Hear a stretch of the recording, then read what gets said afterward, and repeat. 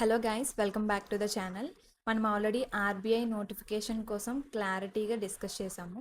So దానికి ఎలా prepare అవ్వాలి, 45 days స్ట్రాటజీ అనేది ఏంటి అనేది ఈరోజు వీడియోలో డిస్కస్ చేద్దాము. Let start the video.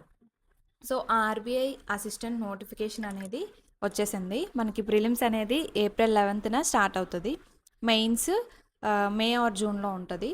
So according to it you have to prepare. So 45 daysలో మనం ఈజీగా క్రాక్ చేయగలమా అంటే ఎస్ అని చెప్పాలి. మనం సర్టెన్ స్ట్రాటజీ టిప్స్ ఫాలో అవుతే కన్ఫామ్గా ప్రిలిమ్స్ అనేది క్రాక్ చేయగలం మనం. సో ఏంటి ఆ టిప్స్ అనేవి మనం క్లియర్గా డిస్కస్ చేద్దాం. ఫస్ట్ ఎగ్జామ్ ప్యాటర్న్ అనేది ఒకసారి చూద్దాము. ఎగ్జామ్ ప్యాటర్న్ అనేది ఎలా ఉంటుందంటే మనకి ప్రిలిమ్స్ ఉంటుంది, మెయిన్స్ ఉంటుంది, ఎల్పిటి టెస్ట్ అనేది ఉంటుంది. సో ప్రిలిమ్స్లో ఇంగ్లీషు, క్వాంట్, రీజనింగ్ 3 సెక్షన్స్ ఉంటాయి. టోటల్ 100 క్వశ్చన్స్ ఉంటాయి. 1 hour అలాట్ చేస్తారు టైం మనకి. సో మనం ఇన్ టైంలో అటెంప్ట్ చేయాలి మనం. సో ఎవరైతే ప్రిలిమ్స్ క్వాలిఫై అవుతారో మెయిన్స్ అటెండ్ అవుతారు. మెయిన్స్లో మనకి ఎక్స్ట్రా 2 సెక్షన్స్ అనేవి యాడ్ అవుతాయి. జనరల్ అవేర్నెస్, కంప్యూటర్ అవేర్నెస్ అనేది ఉంటుంది, డిస్క్రిప్టివ్ కూడా. సో ఈ ప్రిలిమ్స్ మెయిన్స్ అయిన తర్వాత ఎల్పిటి టెస్ట్ అనేది ఉంటుంది. ఎల్పిటి టెస్ట్ అంటే ఏం లేదండి, మనకి లోకల్ లాంగ్వేజ్లో ఇప్పుడు మనం తెలంగాణకి అప్లై చేస్తే లోకల్ లాంగ్వేజ్ ఏంటంటే తెలుగు కన్సిడర్ చేస్తారనమాట. మనం ఎంత ఫ్లూయెన్సీగా ఉన్నామో మన లోకల్ లాంగ్వేజ్లో అనేది అదే ప్రొఫిషియన్సీ అనేది టెస్ట్ చేస్తారనమాట. సో ఈ 3 స్టేజెస్లో ఈ ఎగ్జామ్ ప్యాటర్న్ అనేది సెలక్షన్ ప్రాసెస్ అనేది ఉంటుంది. So according to it you have to prepare. As a బిగినర్గా ఇది క్రాక్ చేయగలమా అంటే చేయొచ్చండి. అలాగే రిపీటర్ కూడా సర్టెన్ ప్లాన్తో, ప్రాపర్ ప్లాన్తో ప్లాన్ చేస్తే కన్ఫర్మ్గా క్రాక్ చేయొచ్చు అనమాట. 45 days అనేది నేను ఇక్కడ ఇస్తున్నాను, ఎలాగా ప్రిపేర్ అవ్వాలి. కన్ఫ్యూజ్డ్ స్టేట్లో ఉంటారు కదా చాలామంది. సో అలా కాకుండా ఇలా ఫాలో అవుతే కన్ఫర్మ్గా క్రాక్ చేయొచ్చు. ఓకే, ఏంటది అంటే 3 phases డివైడ్ చేసుకుంటే మనం 45 daysని ఫస్ట్ మనకి యాజ్ ఏ బిగినర్గా లేదంటే రిపీటర్ అయినా అవ్వచ్చు. మనం ఫస్ట్ ఏంటంటే కాన్సెప్ట్స్ అనేవి చాలా క్లారిటీగా ఉండాలి. ఎంత రిపీటర్ అయినా బిగినర్ అయినా ఫస్ట్ కాన్సెప్ట్స్ అనేవి క్లారిటీగా మనం నేర్చుకోలేకపోతే so there is no use అనమాట. ఎందుకంటే మనం ఇన్ టైంలో అటెంప్ట్ చేయాలి ఇవి ఎగ్జామ్స్ అనేవి. ఓకే, సెక్షనల్ టైమింగ్ ఉంటుంది మనకి, సర్టెన్ అలర్టెడ్ టైం ఉంటుంది కాబట్టి సో మనం సాల్వ్ అయితే చేయడానికి అంత టైం, మనం ఇన్ కేస్ మనం సాల్వ్ చేసే కెపాసిటీ ఉన్నా టైం అనేది రన్అట్ అయిపోద్ది. సో మనం ఇన్ టైంలో చేయాలంటే ఎంత కాన్సెప్ట్స్ అనేవి ఎంత క్లారిటీగా ఉంటే మనం అంత ఇన్ టైంలో మనం అటెంప్ట్ చేయగలం క్వశ్చన్స్. సో మన ఫస్ట్ కాన్సెప్ట్ ఏంటంటే 1 to 20 days అనేది కాన్సెప్ట్ ప్రాక్టీస్కే ఇవ్వాలి. సో మనం స్ట్రాంగ్గా ఉండాలి. బేసిక్ నుంచి మనం చాలా స్ట్రాంగ్గా ప్రిపేర్ అవుతే ఫౌండేషన్ అనేది మనకి ఈజీగా ఉంటుంది ప్రాక్టీస్ చేసినప్పుడు కూడా.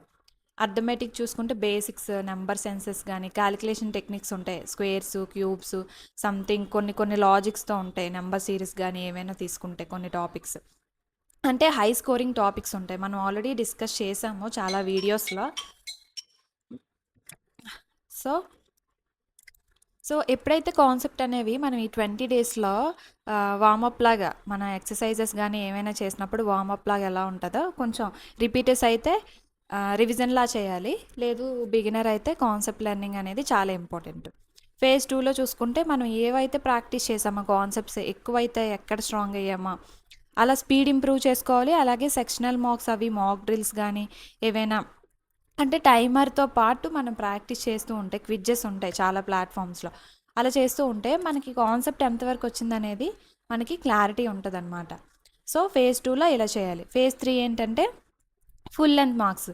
ఎందుకంటే ఫస్ట్ టైమే మనం ఫుల్ లెంత్ మాక్ టెస్ట్స్ రాసామంటే మనకి మనం డైరెక్ట్గా ఫుల్ లెంత్ మాక్ టెస్ట్స్ అనేవి అటెంప్ట్ చేయడం వల్ల ఏంటంటే మనం స్టక్ అయిపోతూ ఉంటాం. ఫియర్ అనేది ఒక రకంగా ఒక ఫియర్నెస్ అనేది మనకి క్రియేట్ అయిపోద్ది కన్ఫ్యూజ్డ్గా. ఎందుకంటే స్కోర్ అనేది మనం ఎక్కువగా ఎర్న్ చేయలేం కాబట్టి మనం నెగిటివ్ థాట్స్ అనేవి వచ్చేస్తూ ఉంటాయి. ఓకే, మనం క్రాక్ చేయలేమేమో అని.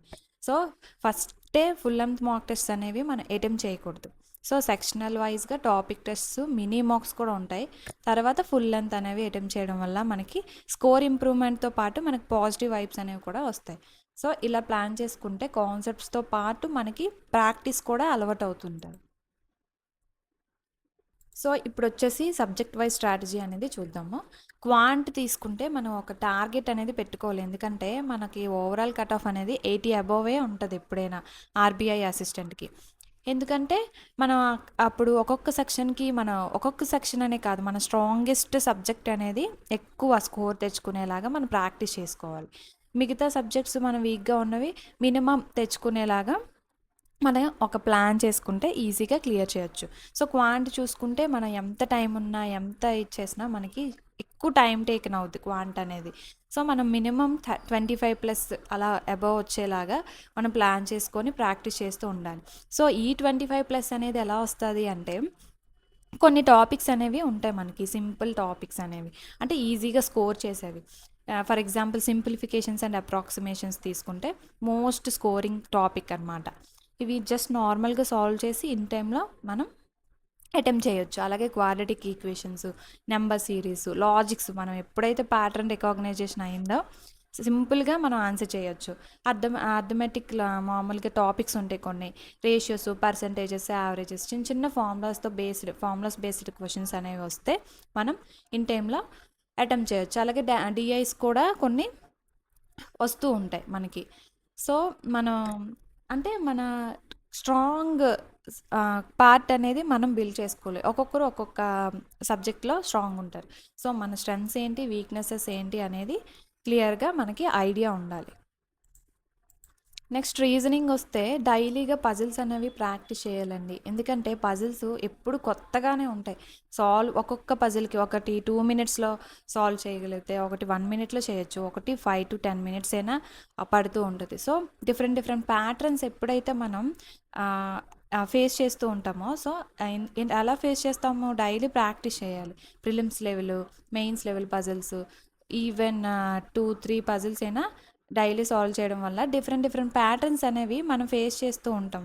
సో ఎగ్జామ్లో మనకి స్ట్రైక్ అవుతూ ఉంటాయి లాజిక్స్ అనేవి. So puzzles and seating arrangements, syllogisms, inequality, coding and decoding, blood relations, ఇవి మెయిన్ టాపిక్స్ అనమాట. మనం ఈజీగా స్కోర్ తెచ్చుకోవడానికి హెల్ప్ఫుల్ అవుతుంది.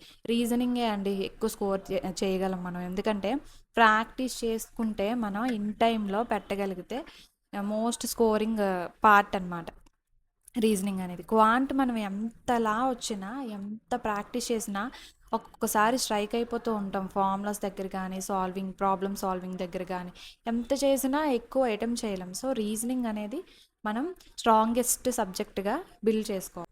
నెక్స్ట్ సెక్షన్ వచ్చేసి ఇంగ్లీష్ అనమాట. ఇంగ్లీష్ కూడా మనం ప్రాక్టీస్ చేస్తే డైలీ స్కోరింగ్ సబ్జెక్ట్. ఇది కూడా రీడింగ్ కాంప్రహెన్షన్స్ ఉంటాయి, అదే ఆర్సీస్, క్లోజ్ టెస్ట్ ఉంటాయి, ఎర్రర్ డిటెక్షన్ ఉంటాయి, పారాజంబుల్స్ ఉంటాయి. సో ఈజీగా స్కోర్ చేసే సబ్జెక్ట్స్ ఇంగ్లీషు, రీజనింగ్. మనం ఎక్కువ ప్రాక్టీస్ చేయాలి. ఈజీ అంటే అంత ఈజీ కాదు, ఎక్కువ ప్రాక్టీస్ చేస్తే. సో మనం ప్రాక్టీస్కి ఎంత ప్రాక్టీస్ చేస్తామో సో అన్ని మార్క్స్ మనకు వచ్చే ఛాన్సెస్ ఉంటాయి. ఎందుకంటే ఎక్కువ టైం టేకన్ తీసుకోవి ఈ రెండును, మనం ఈజీగా ఫిల్ చేయొచ్చు ఆన్సర్స్ అనేవి. క్వాంట్ అయితే ఎక్కువ టైం అనేది కన్సప్షన్ అవుతుంది. సో ఈ రెండిట్ల మీద కొంచెం ఫోకస్ పెట్టాలి. మెయిన్స్లో చూసుకుంటే జనరల్ అవేర్నెస్ ఉంటుందని మనం ఆల్రెడీ డిస్కస్ చేసాము. ఇది కూడా సేమ్ అలానే ఇంగ్లీష్, రీజనింగ్ లాగే ఉంటుంది. ఎందుకంటే మనకి ఎప్పుడైతే ఆప్షన్స్ చూడగానే స్ట్రైక్ అవుతుందో ఈజీగా వితిన్ మినిట్స్లో, సెకండ్స్లో కూడా మనం అటెంప్ట్ చేయొచ్చు ఈ సెక్షన్ని. సో మనం ఏం చేయాలి, 6 months కరెంట్ అఫైర్స్ అనేది చదవాలి. అలాగే ఆర్బీఐ రిలేటెడ్ న్యూస్ అనేది ఫాలో అవ్వాలి. అలాగే బ్యాంకింగ్ టర్మ్స్ అనేవి మనం నేర్చుకోవాలి. బడ్జెట్కి సంబంధించింది, రీసెంట్గా బడ్జెట్ వచ్చింది, దాని హైలైట్స్ ఏంటి, అలాంటి ఇంపార్టెంట్ టాపిక్స్ అనేవి మనం ఎప్పుడైతే డిస్కస్ చేస్తామో అప్పుడు మనం ఒక క్లారిటీ, విజన్ అనేది మనకు ఉంటుంది.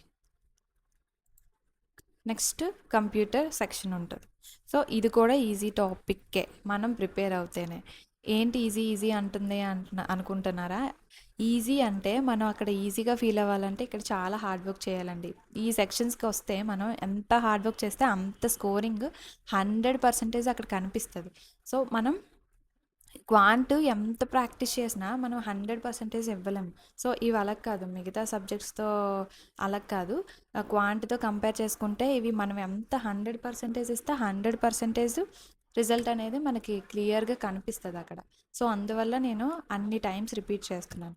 సో ఇక్కడ ఏమి టాపిక్స్ వస్తాయంటే basics of computer, MS office ఉంటుంది, ఇంటర్నెట్ కోసం ఉంటుంది, నెట్వర్కింగ్ బేసిక్స్ ఉంటాయి, ఎబ్రివేషన్స్ కూడా ఉంటాయి. సో వాటి రిలేటెడ్వి మనం కొంచెం ప్రిపేర్ అవుతాం.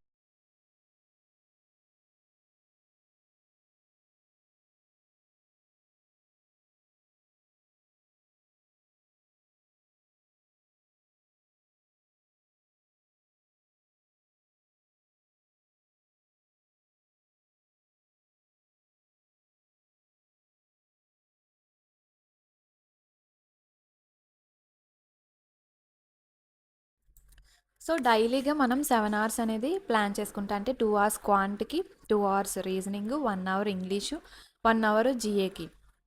సో 1 అవర్ మీకు ఇంకా టైం ఉంటే మాక్ టెస్ట్లు చిన్న చిన్న క్విజెస్ కానీ అలా అటెంప్ట్ చేస్తే మనకి ఇంప్రూవ్మెంట్ అనేది మనకి 1 మంత్ 2 మంత్స్ తర్వాత కనిపిస్తుందండి. ఎందుకంటే స్టార్టింగ్లోనే ఇంప్రూవ్ అయిపోవాలంటే అది ఇంపాసిబుల్.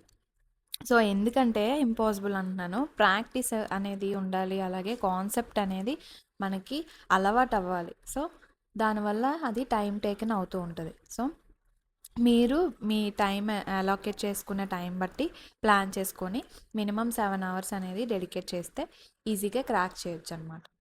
సో మనం ప్రిపరేషన్ స్ట్రాటజీ చూసాము, సెక్షన్ వైజ్గా చూసాము. ఏంటి మనం టార్గెట్ ఎంత పెట్టుకోవాలి స్కోర్ అంటే ఇంగ్లీష్కి 22+ అబవ్ వచ్చేటట్టు చూసుకుంటే మనకి సేఫ్గా ఉన్నట్టు. అలాగే క్వాంటి 25+, రీజనింగ్ 28+, టోటల్గా 75+ అంటున్నాం.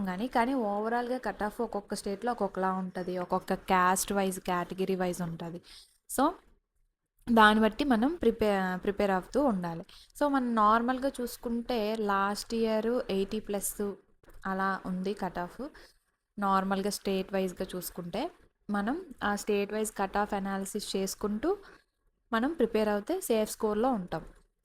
అంటే మెయిన్స్కి ప్రిపేర్ అవ్వాలా వద్దా అనే కన్ఫ్యూజ్డ్ స్టేట్లో ఉండకూడదు. అంటే మనం ఎప్పుడు కట్ ఆఫ్ కన్నా ఎక్కువగానే మనం టార్గెట్ పెట్టుకుంటే మనం సేఫ్ జోన్లో ఉన్నట్టే. కామన్ మిస్టేక్స్ ఆల్రెడీ మనం ప్రతి వీడియోలో డిస్కస్ చేస్తూనే ఉంటున్నాం. ఎందుకు ఎన్ని టైమ్స్ రిపీట్ చేస్తున్నానంటే చాలామంది ల్యాగ్ అయ్యేది ఇక్కడేనండి. ఈ టిప్స్ ట్రిక్స్ అవన్నీ కామనే, అవి డిఫరెంట్గా ఉంటాయేమో కానీ ఇది ఫస్ట్ మనకు తెలిసి కూడా చేసే మిస్టేక్స్ అనేవి ఇవే. Ignoring mains. ఫ్రమ్ డే 1 నుంచి మనం ఒక కాన్సెప్ట్ తీసుకుంటే ప్రిలిమ్స్కి యాజ్ వెల్ యాజ్ మెయిన్స్కి కూడా మనం ప్రిపేర్ అవుతూ ఉండాలి. అప్పుడే మనకి ఇంప్రూవ్మెంట్ అనేది ఉంటుంది. మెయిన్స్ వల్ల మళ్ళీ మెయిన్స్కి సపరేట్గా ప్రిపరేషన్ అనేది ఉండకూడదు. అలాగే మార్క్స్ రాసేయడమే కాదు, అనాలిసిస్ కూడా చేయాలి. అలాగే జిఏ అనేది స్కిప్ చేయకూడదు. అలాగే రివిజన్ కూడా మనం మస్ట్ అండ్ షుడ్గా చేయాలి, ఎందుకంటే రివిజన్ చాలా ఇంపార్టెంట్. 45 డేస్ డిసిప్లిన్గా కన్సిస్టెన్సీతో రెగ్యులర్గా రివిజను మన ప్రాక్టీసు అనేది యాడ్ చేస్తే కన్ఫర్మ్గా క్లియర్ చేస్తాము. So all the best to all of you. Thanks for watching.